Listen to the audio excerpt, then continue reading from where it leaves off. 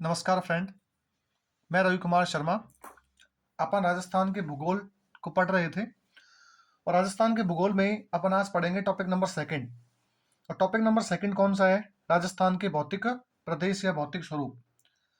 अब देखो बच्चों, मेरे साथ जो है आप आराम से वीडियो को साथ साथ में लिखते रहिए और समझते रहिए। कोई डाउट हो तो आप कमेंट में आराम से पूछ सकते हो।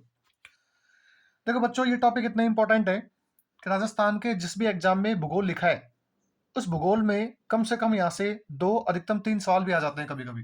इसका मतलब ये काफ़ी बड़ा टॉपिक है और काफ़ी अच्छा टॉपिक है। अब बच्चों, पहला क्वेश्चन तो ये आएगा कि सर ये बताइए कि आपने एक शब्द लिखा है भौतिक प्रदेश या भौतिक स्वरूप, आखिर ये होता क्या है? तो देखो बच्चों, सबसे पहले मैं आपको बिल्कुल बेसिक से लेके और एडवांस तक लेके चलूंगा। भौतिक स्वरूप या प्रदेश। पहला सवाल जो आपके माइंड में आना चाहिए कि सर बताइए भौतिक प्रदेश या भौतिक स्वरूप क्या होता है? तो देखो सुनो बच्चों, ये क्या होता है। इसका मतलब होता है कि जैसे मान लो ये हमारी पृथ्वी है। ये हमारी क्या है? पृथ्वी। पृथ्वी का सरफेस है, जिसे हम बोलते हैं स्थल मंडल। ये क्या है? पृथ्वी का सरफेस, जिसको हम बोलते हैं स्थल मंडल। स्थल मंडल का मतलब होता है जहां स्थल भाग विद्यमान है, जिसे हम भूमि कहते हैं। क्या बोल सकते हैं? भूमि। यदि हम ये जो पृथ्वी है, इस पृथ्वी पर हम कहीं पर, आपको पता है, इस प्रकार से पर्वत भी हैं इसी पृथ्वी के ऊपर, जैसे माउंट एवरेस्ट है, अरावली है।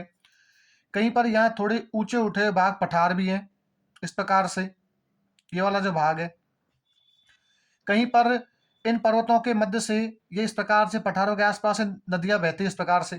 क्या बहती हैं? नदियां। कहीं पर आपको पता है छोटी छोटी झीलें भी हैं। ठीक है। इसका मतलब मैं ये कहना चाहूँ, कहीं पर आपको पता है कुछ पहाड़ियां भी हैं, कुछ वनस्पतियां भी हैं, जैसे ये वनस्पति हो गई। इसका मतलब मैं ये कहना चाहूँ कि यदि हम पृथ्वी के स्थल भाग पर, यदि हम पृथ्वी के स्थल भाग पर पर्वत, पठार, मैदान, नदियां, झीलें आदि का यदि अध्ययन करें, तो हम उसे, उस क्षेत्र का जिसमें हम अध्ययन कर रहे हैं, उसे हम क्या बोलेंगे? उस क्षेत्र का भौतिक प्रदेश। तो बच्चों, सिंपल सा मैं यहां पर ही भाषा लिख देता हूं कि स्थल मंडल में, स्थल मंडल में स्थित पर्वत, पहाड़, वन, नदियां आदि का एक क्षेत्र विशेष में, आदि का एक क्षेत्र विशेष में अध्ययन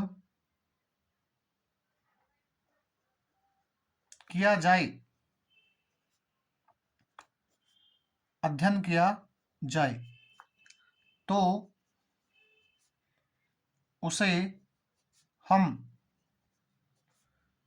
उस क्षेत्र का भौतिक प्रदेश कहेंगे। भौतिक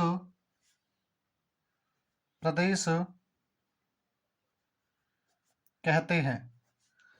तो बच्चों, पहला सवाल तो आपके माइंड में आना चाहिए कि सर आखिर भौतिक प्रदेश क्या होते हैं? तो सिंपल सी बात ध्यान रखना, स्थल मंडल मतलब भूमि, इस पर यदि पर्वत, पठार, मैदान, नदियां, झीलें, यदि इनका हम अध्ययन करते हैं, तो उसे हम उस प्रदेश का भौतिक प्रदेश कहते हैं। जैसे अपन किसकी बात कर रहे हैं? राजस्थान की। तो राजस्थान में इस टॉपिक के अंदर आपको कुछ नदियों के बारे में जानकारी मिलेगी, कुछ पठारों के बारे में जानकारी मिलेगी, कुछ यहाँ पे पर्वतों के बारे में जानकारी मिलेगी। जैसे हमारी अरावली पर्वतमाला है, हमारे यहाँ पर नदियां बहती हैं, जैसे लूनी है, चंबल है, माही है। ठीक है। तो इनका यदि हम अध्ययन करते हैं तो इसे हम क्या बोलते हैं? उस क्षेत्र का भौतिक प्रदेश। अब देखो बच्चों, आपने आज से पहले सुना होगा कि कहीं तो सब सर मैदान आते हैं, कहीं पठार लिखा आता है, कहीं पहाड़ियां लिखी आती है, कहीं पहाड़ लिखा आता है, कहीं पर्वत लिखे आते हैं। तो कभी आपको माइंड में कंफ्यूजन आया होगा, सर ये होते क्या है? कि आखिर पठार किसे कहते हैं, पर्वत किसे कहते हैं, पहाड़ियां किसे कहते हैं? आखिर हम अरावली को पर्वत भी कह देते हैं, अरावली को पहाड़ियां भी कह देते हैं, हिमालय को पर्वत भी कह देते हैं।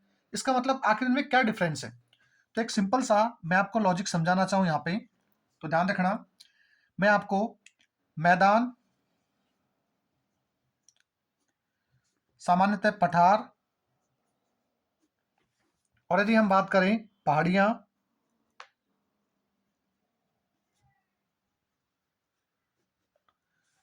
पहाड़ और पर्वत में यदि अंतर पूछे आपसे कोई कि आखिर इनमें क्या अंतर है, आखिर किसे किसे कहते हैं हम, मैदान किसे कहेंगे, पठार किसे कहेंगे, पहाड़ियां किसे कहेंगे, पहाड़ किसे बोलेंगे, और इनमें क्या अंतर है। तो बच्चों ध्यान रखना, मैं आपको एक सिंपल सा अंतर समझा देता हूं इनके बीच में।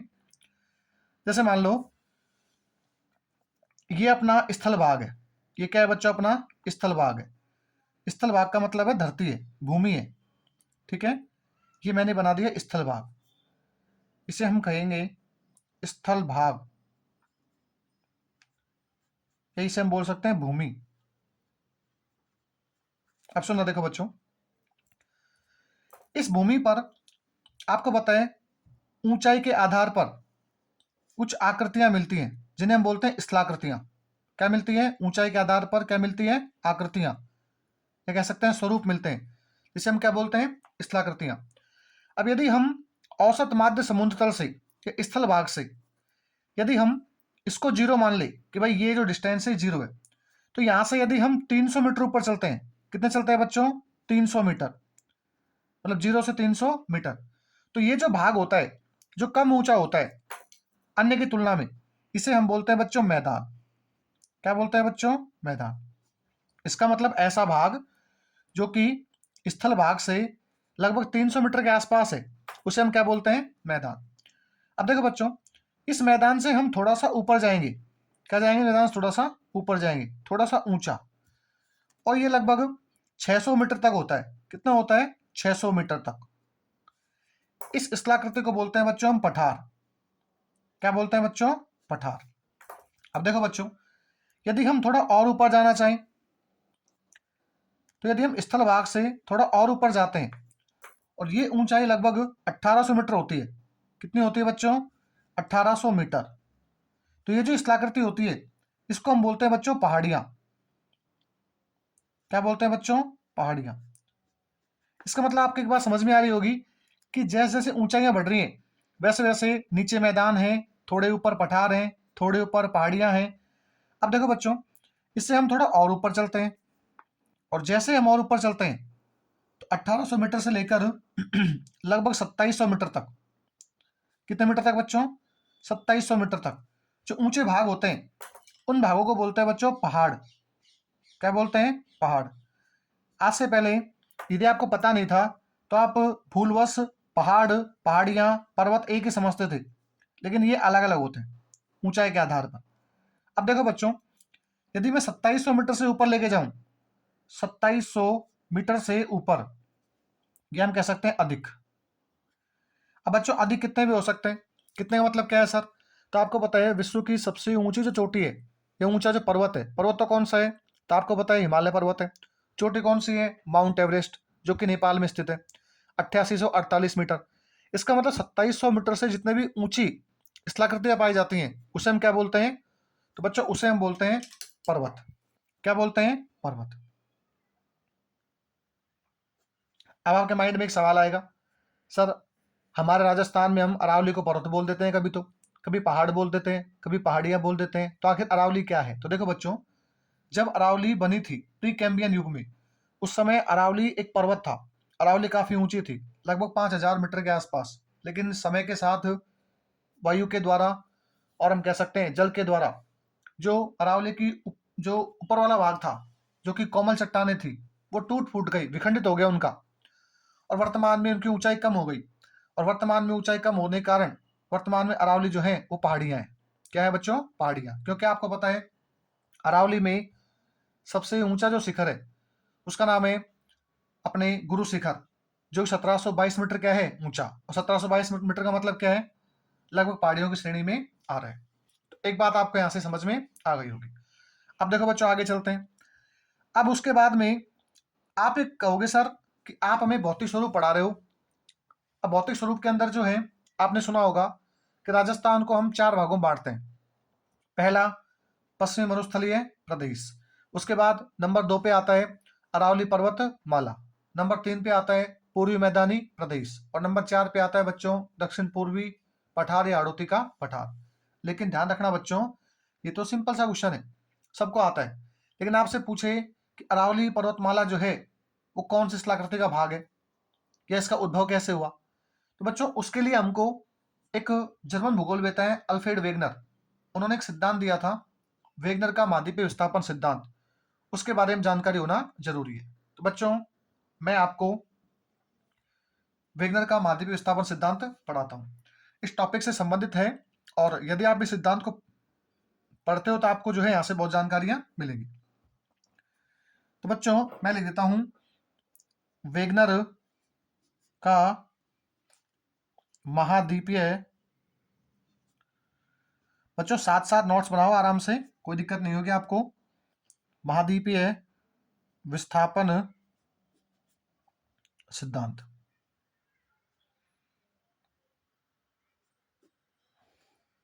अब देखो बच्चों इस सिद्धांत से हमें क्या जानकारी मिलती है, सर हम क्या पढ़े इस सिद्धांत को। देखो इस सिद्धांत को पढ़ने के बाद आपको आगे की चीजें बहुत आसान हो जाएंगी।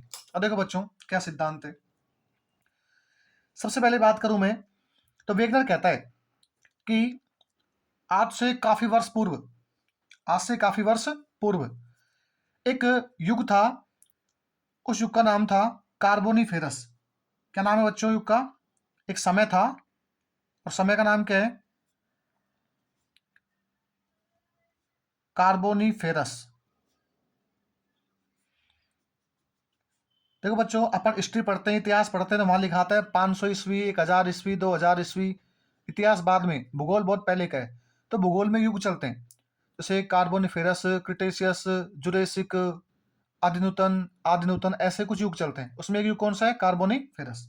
अब देखो बच्चों इस युग की बात करता है वेगनर, और वेगनर कहता है कि जैसा आप आज पृथ्वी को देख रहे हो, पृथ्वी पहले वैसी नहीं थी। तो पृथ्वी कैसी थी सर, तो देखो बच्चों वेगनर कहता है कि सबसे पहले इस प्रकार से एक स्थल भाग मौजूद था, इस प्रकार से एक स्थल भाग मौजूद था। ये कौन सा भाग है, यह है बच्चों स्थल भाग। कौन सा भाग है बच्चों, स्थल भाग। स्थल भाग का मतलब कह सकते हैं भूमि। और ये जो स्थल भाग है, इस स्थल भाग के चारों ओर इस प्रकार से, इस स्थल भाग के चारों ओर इस प्रकार से जो है बहुत अधिक मात्रा में जल मौजूद था। क्या मौजूद था बच्चों, जल। जल को हम पानी भी कह सकते हैं। अब देखो एक तो ठोस भूखंड था जिसे हम स्थल भाग कहते हैं, अपन सिंपल भाषा में भूमि कह सकते हैं, और भूमि के चारों क्या भरा था, जल। अब आपको एक बात पता है पृथ्वी जो है वो पहले एक गर्म पिंड थी। अब आपको एक बात पता है बच्चों, जैसे ही गर्म वस्तु के संपर्क में एक और ठंडी वस्तु आती है, जल उस समय थोड़ा ठंडा था अपेक्षाकृत स्थल भाग की तुलना में, तो जैसे ही गर्म वस्तु के संपर्क में ठंडी वस्तु आती है तो उसमें चटकन पड़ जाती है। अब कहा जाता है बच्चों, वेगनर कहता है कि जो स्थल भाग था इसको मैं कुछ अलग नाम देता हूं। अलग नाम क्या दिया इसने, तो वेगनर ने जो स्थल भाग है इस स्थल भाग के लिए एक शब्द प्रयोग किया, और उस शब्द का नाम है पेंजिया। क्या नाम है बच्चों, पेंजिया। सुनना आराम से, वेगनर कहता है कि जो स्थल भाग है इसका नाम क्या है, पेंजिया। और वेगनर कहता है कि जो ये जलीय भाग है, ऊपर वाला भाग ही देखो, ये तो स्थल भाग है, ये रहा, चारों ओर क्या है इसके, जल। और ये जो जलीय भाग है इसे वेगनर ने नाम दिया पैंथालासा। क्या नाम दिया बच्चों, पैंथालासा। अब देखो, अब वेगनर कहता है कि समय के दौरान ये जो स्थलाकृति है, इसके ये जो भाग है स्थल भाग, इसमें क्या हो जाते हैं, दो टुकड़े हो जाते हैं। अब दो टुकड़े कैसे हो गए सर, देखो तो बच्चों ये जो भाग था ये भाग इस प्रकार से हो गया, ये जो भाग है बच्चों इस प्रकार से हो गया, ये वाला भाग तो, ये वाला भाग ये तो ये रहा, और एक इसका भाग हो गया दक्षिण में इस प्रकार से। कुल मिला के इसके दो भाग हो गए, एक भाग तो उत्तर वाला जो इस प्रकार से, एक भाग है दक्षिण वाला। अब मुझे एक बात बताओ बच्चों, ये जो जल है, ये जल जैसे ये दो भागों में टूटेगा तो बीच में क्या हो जाएगा, जगह। अब बताओ ये वाला जल यहाँ के भरेगा नहीं भरेगा, भरेगा।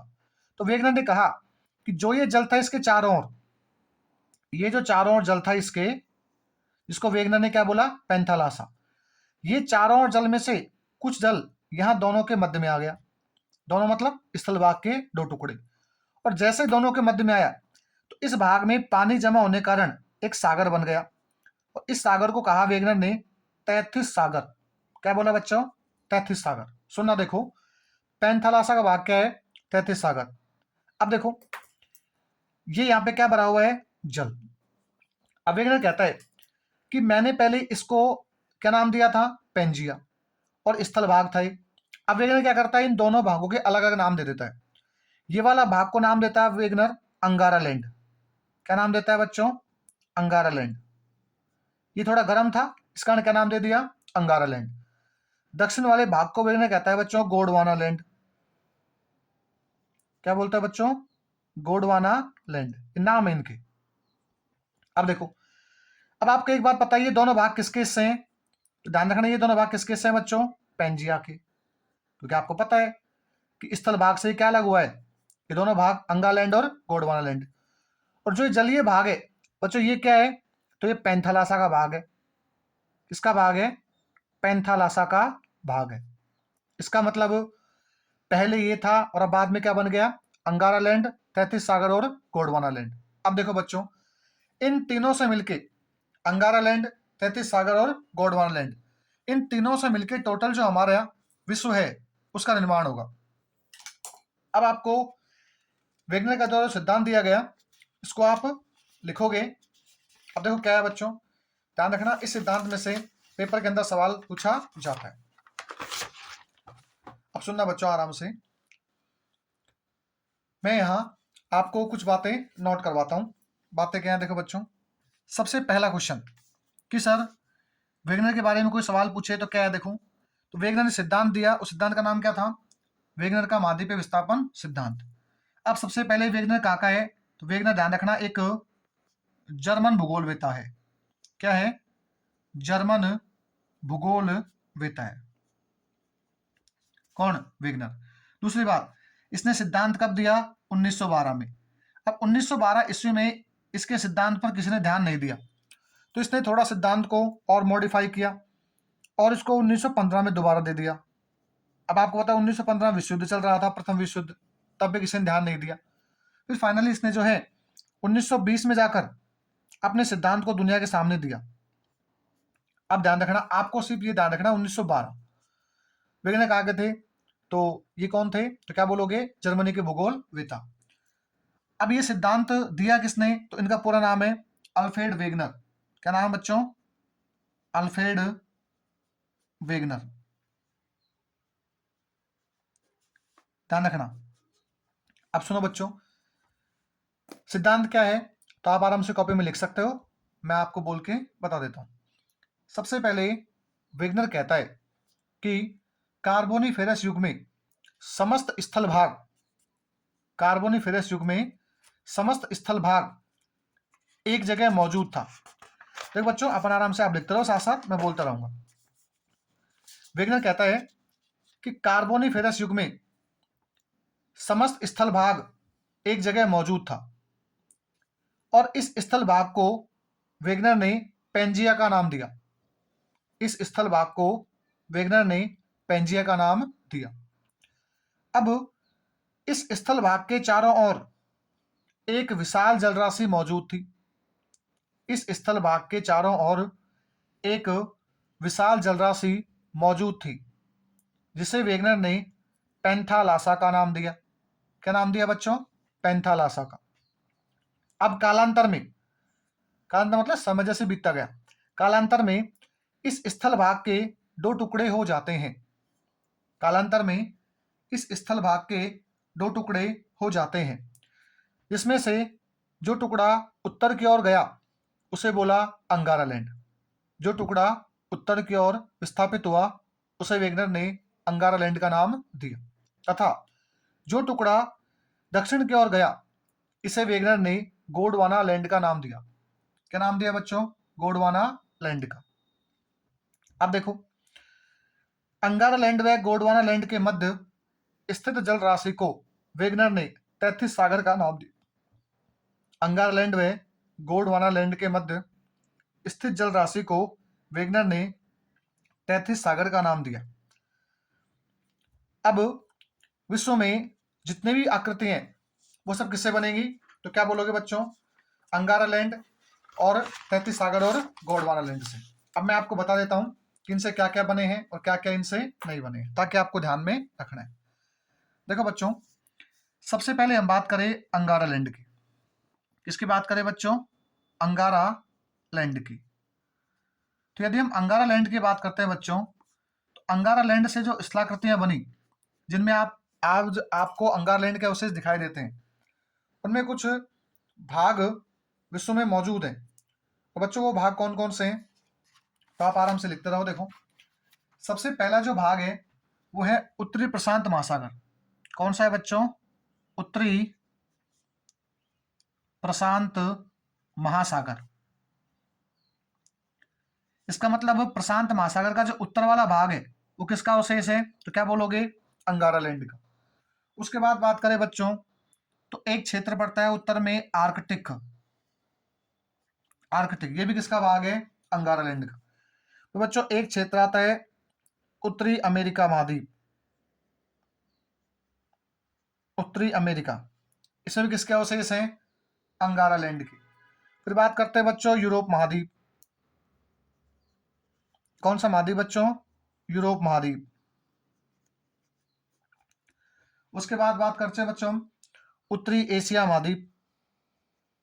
उत्तरी एशिया महाद्वीप। फिर हम बात करते हैं बच्चों अंध महासागर। अंध महासागर, इसका मतलब ये जितने भाग हैं ये सब किससे बने हैं? अंगारा लैंड से। अब ध्यान रखना बच्चों, हम भारत की बात करें तो भारत एशिया महाद्वीप के दक्षिण में है। भारत किस में है? एशिया महाद्वीप के दक्षिण में। और आपको पता है भारत में क्या है? राजस्थान। इसका मतलब इस अंगारा लैंड में क्या आता है? उत्तरी एशिया महाद्वीप। बेटा मेरी बात आराम सुनना, इस अंगारा लैंड में क्या आता है? उत्तरी एशिया महाद्वीप। अपन किस में आते हैं? भारत दक्षिणी एशिया महाद्वीप में। इसका मतलब कहीं ना कहीं अंगारा लैंड के अवशेष हमारे भारत में नहीं है, और जब भारत में नहीं है तो राजस्थान में भी नहीं होंगे, सीधी सी बात है। इसका मतलब अंगारा लैंड से संबंधित हमें राजस्थान में कोई बात नहीं पढ़नी है। अब देखो बच्चों, अब आता है नंबर दूसरा, उसे हम बोलते हैं गोंडवाना लैंड। क्या बोलते हैं बच्चों? गोंडवाना लैंड। अब इसमें कौन कौन से भाग है? देखो बच्चों, इसमें जो भाग है उसकी बात करें हम तो दक्षिणी अमेरिका महाद्वीप, दक्षिणी अमेरिका महाद्वीप। और बात करें बच्चों दक्षिणी एशिया महाद्वीप, दक्षिणी एशिया महाद्वीप। इसका मतलब भारत में किसके अवशेष हैं? गोंडवाना लैंड के। उसके बाद में हम बात करें बच्चों ऑस्ट्रेलिया महाद्वीप,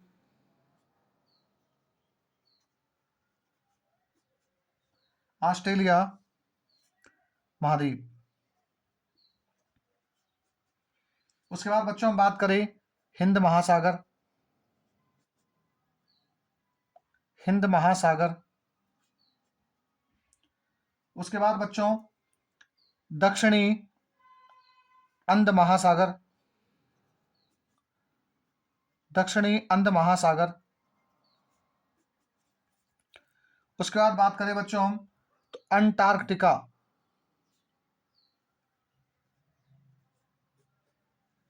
महाद्वीप। अब देखो बच्चों, अपन आते हैं इसमें दक्षिण एशिया में। किसमें आते हैं बच्चों? दक्षिण एशिया में। तो ध्यान रखना, अब मैं आपको यहां से कुछ फैक्ट निकालता हूं। क्या फैक्ट निकालता हूं? देखो, यदि हम बात करें तो वेगनर के महाद्वीपीय विस्थापन सिद्धांत के अनुसार युग कौन सा था? कार्बोनीफेरस। कौन सा था बच्चों? कार्बोनीफेरस।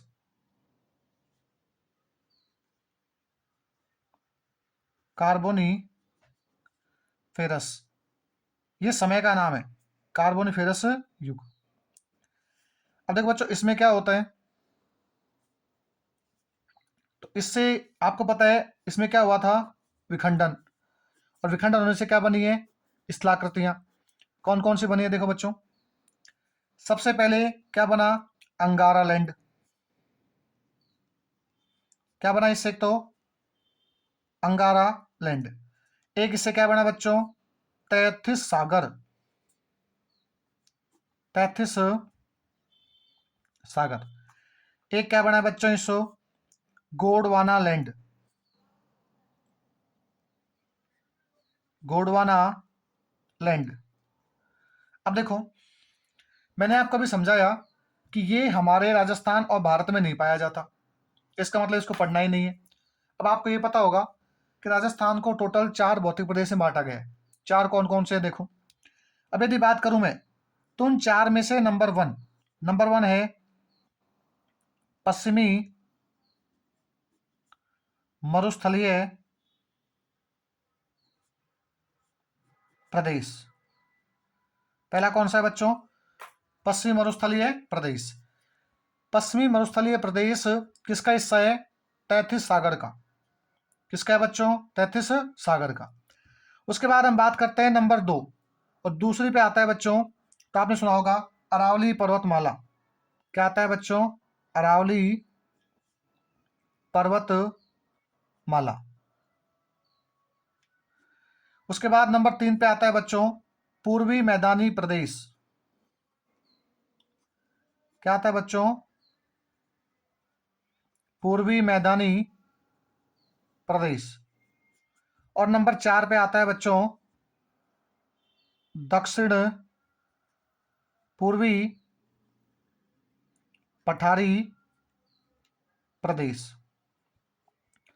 अब देखो बच्चों, ध्यान रखना, टोटल हमारे जो 4 भौतिक प्रदेश है, उनमें से 2 भौतिक प्रदेश तो किससे बने हैं, तैथिस सागर से।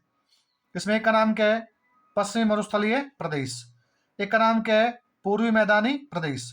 और जो 2 भौतिक प्रदेश है, इसमें एक का नाम क्या है, गोंडवाना लैंड से बनने वाले अरावली पर्वत माला, और दक्षिण पूर्वी पठारी प्रदेश। तो ध्यान रखना बच्चों, 2 तो किससे बने हैं, तैथिस सागर से। 2 किससे बने हैं, गोंडवाना लैंड से। अब सुनना देखो बच्चों, यहाँ सवाल क्या आते हैं। अब यदि बात करूं मैं, निर्माण क्रम के अनुसार, निर्माण क्रम के अनुसार राजस्थान के भौतिक प्रदेश। निर्माण क्रम का मतलब क्या है बच्चों, इनमें से सबसे पहला कौन सा बना और सबसे बाद में कौन सा बना। इसका मतलब बात कर रहा हूं प्राचीन से नवीन की ओर। तो ध्यान रखना बच्चों, सबसे पहले इन चारों में से यदि कोई भौतिक प्रदेश बनाए राजस्थान के अंदर, तो वो है नंबर 1 पे अरावली पर्वतमाला। कौन सा है बच्चों, अरावली पर्वतमाला। ध्यान रखना, यहां से एग्जाम में सवाल पूछा जा चुका है। सवाल पूछेंगे, राजस्थान के 4 भौतिक प्रदेशों में से सबसे प्राचीनतम या पहले कौन सा बना, तो क्या बोलोगे, अरावली पर्वतमाला। अरावली के जस्ट बाद यदि कोई बनता है, तो वो बनता है दक्षिणी पूर्वी पठारी प्रदेश।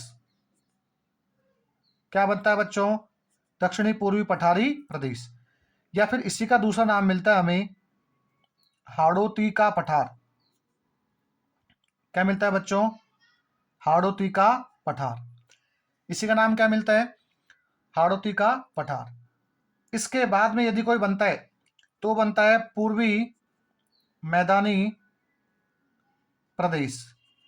कौन सा बनता है बच्चों, पूर्वी मैदानी प्रदेश। और सबसे अंत में बनता है हमारा पश्चिमी मरुस्थलीय प्रदेश। पश्चिमी मरुस्थलीय प्रदेश। इसका मतलब बच्चों ध्यान रखना, निर्माण क्रम के अनुसार पहला कौन सा है, अरावली। उसके बाद कौन सा बना है, दक्षिण पूर्वी पठारी प्रदेश। उसके बाद नंबर 3 पे कौन सा बना है, पूर्वी मैदानी प्रदेश। और सबसे अंत में कौन बना है बच्चों, तो ध्यान रखना, पश्चिमी मरुस्थलीय प्रदेश। इसका मतलब आपसे पूछे कि राजस्थान के सभी भौतिक प्रदेशों में से सबसे नवीनतम कौन सा है? तो नवीनतम मतलब क्या होता है? नया, जो बाद में बना है। तो बाद में कौन सा बना है बच्चों? पश्चिम मरुस्थलीय प्रदेश। तो मैं यहां लिख देता हूं, ये तो सबसे नवीनतम है। क्या है बच्चों? नवीनतम। और ये सबसे क्या है? प्राचीनतम। प्राचीनतम क्या होता है? जो सबसे पहले बना था। अब देखो बच्चों, अब इसके बाद हम और बात करते हैं, और क्या सवाल बन सकते हैं यहां से। तो सबसे पहले आप देखो, ये तो हमारा राजस्थान के, हमने भौतिक प्रदेशों के बारे में जानकारी प्राप्त कर ली, लेकिन हमारे राजस्थान की बात करें तो राजस्थान के भौतिक प्रदेशों को कुछ भूगोलवेताओं ने अलग अलग नामों से बांटा है। इसमें से हम बात करेंगे क्योंकि पेपर में सवाल आता है यहाँ से। तो सबसे पहले हम एक वैज्ञानिक का बात करते हैं, उनका नाम है प्रोफेसर वीसी मिश्रा। क्या नाम है? Professor VC Mishra. नाम क्या है व्यक्ति का? Professor VC Mishra. ध्यान रखना बच्चों, प्रोफेसर वीसी मिश्रा ने राजस्थान को राजस्थान को 7 भौतिक प्रदेशों में बांटा। 7 भौतिक प्रदेशों में बांटा। पहला सवाल वेरी इंपॉर्टेंट, कि बताइए प्रोफेसर वीसी मिश्रा के अनुसार राजस्थान में कितने भौतिक प्रदेश हैं? तो क्या बोलोगे बच्चों? 7। अब देखो, इनकी एक पुस्तक है मिश्रा जी की, उस पुस्तक का नाम है राजस्थान का भूगोल। पुस्तक का नाम क्या है बच्चों? राजस्थान का भूगोल। और ये जो पुस्तक है, इस पुस्तक का प्रकाशन, मतलब ये छपी कब थी, कब मार्केट में आई है? तो ये प्रकाशन हुआ था इसका 1968 ईस्वी में। और प्रकाशन किया किसने था? तो एक संस्था है, उसका नाम है national book trust. National book trust, तो ध्यान रखना, ये संस्था है जिसका नाम क्या है? National book trust. इस नेशनल बुक ट्रस्ट ने एक पुस्तक छापी, जो पुस्तक थी राजस्थान का भूगोल। और ये पुस्तक थी किसकी? तो प्रोफेसर वीसी मिश्रा की। इस पुस्तक में राजस्थान को 7 भौतिक प्रदेशों में बांटा गया है। ध्यान रखना बच्चों, सवाल आ चुके हैं यहाँ से। अब आपको ध्यान रखना है 7 कौन कौन से हैं। तो देखो, नंबर 1 है बच्चों पश्चिमी शुष्क प्रदेश। पहला नाम क्या है? पश्चिमी शुष्क प्रदेश। नंबर दूसरा है बच्चों अर्ध शुष्क प्रदेश।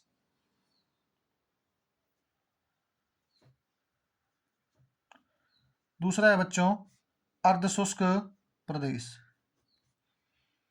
तीसरा है बच्चों नहरी क्षेत्र। तीसरा है बच्चों नहरी क्षेत्र। नंबर 4 पे आता है बच्चों अरावली पर्वतमाला।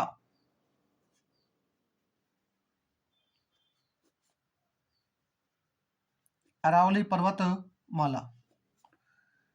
नंबर 5 पे आता है बच्चों पूर्वी कृषि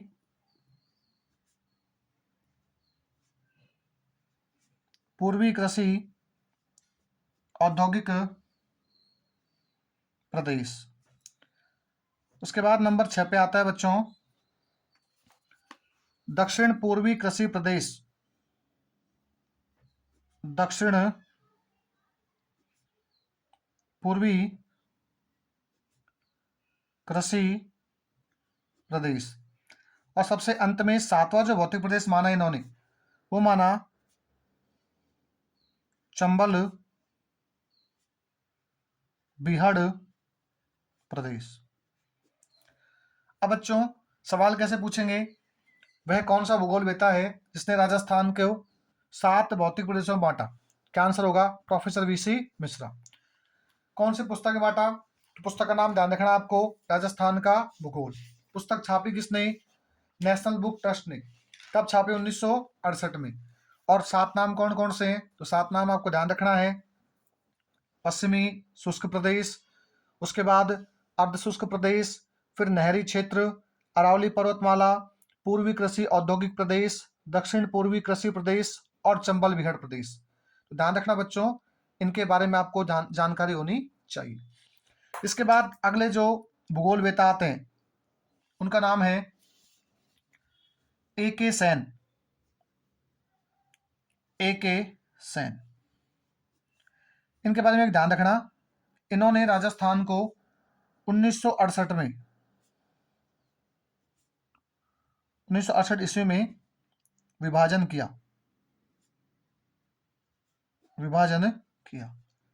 ज्यादा यहां से कोई सवाल आते नहीं है, बस थोड़ा नाम ध्यान रखना। उसके बाद हम बात करते हैं, तो सबसे इंपॉर्टेंट जो आता है वो है साहित्यिक शब्दावली।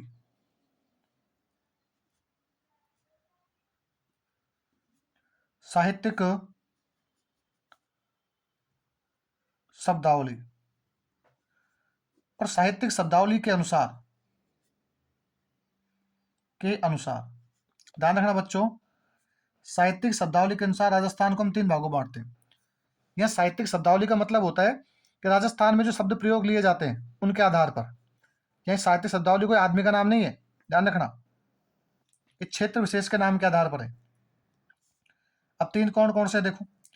एक तो इन्होंने कहा कि एक प्रदेश तो होता है मरु प्रदेश, एक तो नाम दिया इसने मरु, एक नाम दिया बच्चों इसने मेरु प्रदेश, एक नाम दिया बच्चों इसने माल प्रदेश। अब सुनना, मरु का मतलब इन्होंने समझाया कि मरु का मतलब होता है बच्चों मरुस्थल।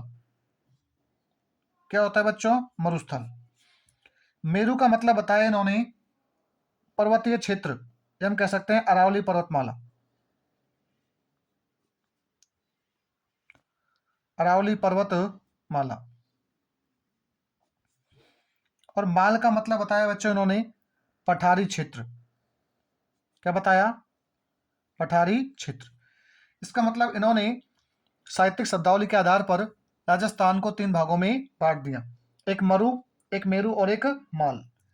अब सबसे इंपॉर्टेंट ध्यान रखना बच्चों, मैं आपको राजस्थान के भौतिक जो प्रदेश हैं उनका एक इंडेक्स बनाता हूं, और इंडेक्स के आधार पर हम बात करेंगे। तो देखो, यहां हम हेडिंग डाल देते हैं। हेडिंग क्या है बच्चों? जो वर्तमान में हम पढ़ते हैं, तो राजस्थान को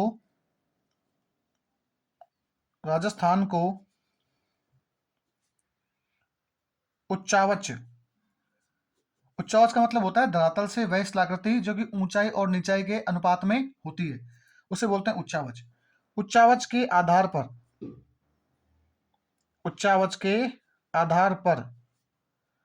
4 भागों में बांटा। ध्यान रखना बच्चों, और ये 4 आपको ध्यान रखने, 4 कौन कौन से? तो वही जो हम पीछे पढ़ के आए थे। पहला वही पश्चिमी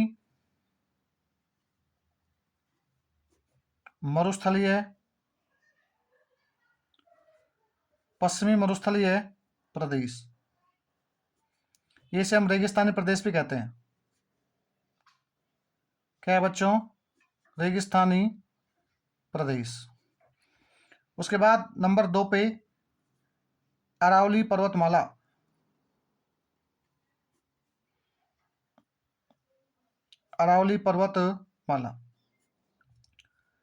नंबर 3 पे आता है बच्चों पूर्वी मैदानी प्रदेश।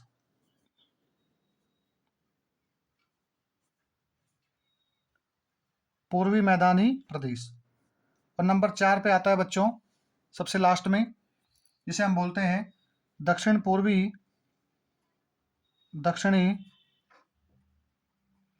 पूर्वी पठारी प्रदेश। इसका मतलब हमको इन चारों के बारे में जानकारी ध्यान रखनी है। और बच्चों ध्यान रखना, ये किस आधार पर बांटे हैं? तो क्या बोलोगे? उच्चावच के आधार पर। किसके आधार पर बच्चों? उच्चावच के आधार पर।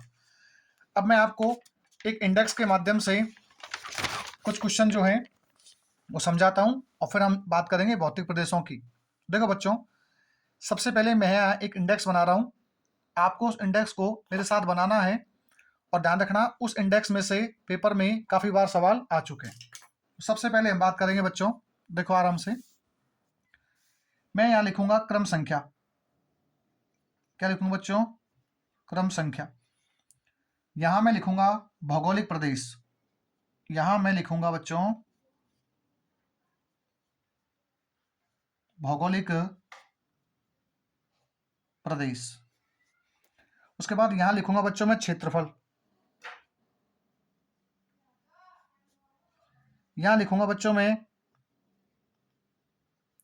राज्य में जनसंख्या, और यहां लिखूंगा बच्चों में उत्पत्ति।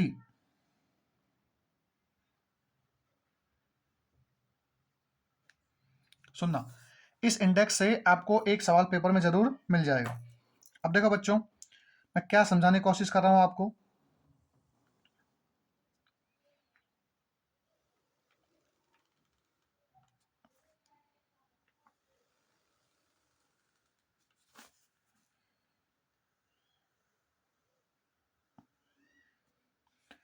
ये हमने एक इंडेक्स बना दिया, और इस इंडेक्स से आपको यहां से सवाल मिलेंगे। यहां से पटवार में पूरा इंडेक्स पूछा जा चुका है। अब देखो बच्चों, यदि हम बात करें सबसे पहले, तो हम बात करें क्रम संख्या 1 की।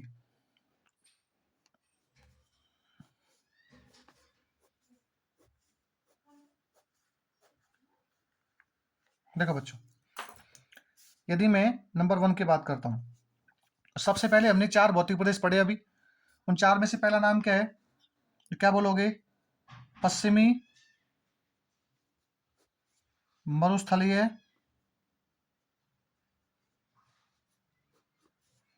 प्रदेश। पहले का नाम क्या है? पश्चिम मरुस्थलीय प्रदेश। अब आपको पता है पश्चिमी जो मरुस्थलीय प्रदेश है, ये टोटल यदि हम राजस्थान के क्षेत्रफल को 100% मान ले, टोटल राजस्थान के क्षेत्रफल को 100% मान ले, तो 100% में से ये जो है वो 61.11% भाग पर फैला हुआ है। कितने परसेंट भाग पर? 61.11% भाग पर। इसका मतलब टोटल क्षेत्रफल 100 मान ले, तो 61% पे तो क्या है? केवल मरुस्थल है। अब इस मरुस्थल में यदि टोटल राजस्थान जनसंख्या को 100% मान लिया जाए, तो 100% में से 40% क्या है? जनसंख्या यहाँ निवास करती है। और यहाँ का मतलब क्या है? पश्चिम मरुस्थलीय प्रदेश में। और आपको पीछे पढ़ के आए अपन कि पश्चिम मरुस्थलीय प्रदेश की उत्पत्ति कैसे हुई है वेगनर के अनुसार, तो क्या बोलोगे? तैथिस सागर से। किससे हुई है बच्चों? तैथिस सागर से। हमारा इंडेक्स नंबर 1 कंप्लीट हो गया। अब देखो बच्चों, बात करते हैं नंबर सेकंड की। सेकंड जो आता है वो है अरावली, अरावली पर्वतमाला। अब सुनना बच्चों, अरावली पर्वतमाला की बात करें तो देखो 100% में से 61% भाग पर तो क्या है? मरुस्थल, और 9% भाग पर फैली है अरावली। कितने में से? 100% में से। और इस अरावली के अंदर जो राज्य की जनसंख्या 100% मान ली, तो 100% में से 10% जनसंख्या निवास करती है यहाँ पे। कितनी निवास करती है? 10%। और पढ़ के यहाँ पर पीछे किसका हिस्सा है ये, तो क्या बोलोगे? गोंडवाना लैंड का। किसके हिस्सा है बच्चों? गोंडवाना लैंड का। अब आ जाओ नंबर 3 पे। नंबर 3 तीसरा आता है पूर्वी मैदानी प्रदेश। और जो पूर्वी मैदानी प्रदेश है बच्चों, ये टोटल 100% में से 23% भाग पर फैला है। कितने परसेंट भाग पर फैला है बच्चों? 23% पे। और इस 23% में जनसंख्या निवास करती है राजस्थान की 39%। कितनी परसेंट निवास करती है बच्चों? 39%। और ये जो भाग है, ये भाग है बच्चों तैथिस सागर का। किसका भाग है बच्चों? तैथिस सागर का। अब बात करते हैं नेक्स्ट नंबर 4। 4 पे आता है हमारा दक्षिणी पूर्वी पठारी क्षेत्र। इसे ही बोलते हैं हाड़ौती का पठार, हाड़ौती का पठार। और बच्चों इस भाग में ये टोटल राजस्थान में 6.89%, कितने परसेंट? 6.89% भाग पर फैला हुआ है। और इस भाग में जनसंख्या निवास करती है 11%। और ये आपको पता है किसका हिस्सा है? गोंडवाना लैंड का। किसका भाग हिस्सा है बच्चों? गोंडवाना लैंड का। अब सुनना इस इंडेक्स सवाल कैसे आएंगे। सवाल नंबर 1, राजस्थान का निम्न में से कौन सा भौतिक प्रदेश है जिसमें सर्वाधिक जनसंख्या निवास करती है? तो बच्चों क्या बोलोगे? पश्चिम मरुस्थलीय प्रदेश। अब बच्चों आपको इसमें मैं आपसे कुछ क्वेश्चन पूछूंगा और उन क्वेश्चनों के आंसर आपको कमेंट बॉक्स में देने। क्वेश्चन नंबर 1, निम्न में से कौन सा भौतिक प्रदेश राजस्थान के सबसे कम भाग में पाया जाता है? क्वेश्चन नंबर 1, राजस्थान का निम्न में से कौन सा भौतिक प्रदेश सबसे कम भाग पर पाया जाता है? क्वेश्चन नंबर 2, पूर्वी मैदानी प्रदेश में कितने प्रतिशत जनसंख्या निवास करती है? क्वेश्चन नंबर 3, वेगनर के अनुसार कौन से स्थल भाग से अरावली की उत्पत्ति हुई है? क्वेश्चन नंबर 4, राजस्थान का सबसे छोटा भौतिक प्रदेश कौन सा है? क्वेश्चन नंबर 5, जनसंख्या राजस्थान के कौन से भौतिक प्रदेश में सबसे कम निवास करती है? ये मेरे 5 क्वेश्चन हैं। इन 5 क्वेश्चनों को आपको कमेंट बॉक्स में आंसर देने हैं और कल हम इनको विस्तार से पढ़ेंगे। चारों भौतिक प्रदेशों को पहले स्टार्ट करेंगे पश्चिम मरुस्थलीय प्रदेश। बच्चों मैं आपसे इतना कह सकता हूँ, आप बस इस चैनल को जितना हो सके उतना शेयर कीजिए, लाइक कीजिए, कमेंट्स कीजिए और अपने मित्रों को बताइए। जहाँ लोग पेड कोर्स लेके पढ़ाई करते हैं मैं उनसे कहीं ज़्यादा बेस्ट आपको यूट्यूब में मुफ्त में उपलब्ध करवाऊंगा। तो आपसे बस इतना ही रिक्वेस्ट है मेरा कि आप इस चैनल को जितना हो सके उतना अपने जो दोस्त हैं उनमें शेयर कीजिए। Thank you.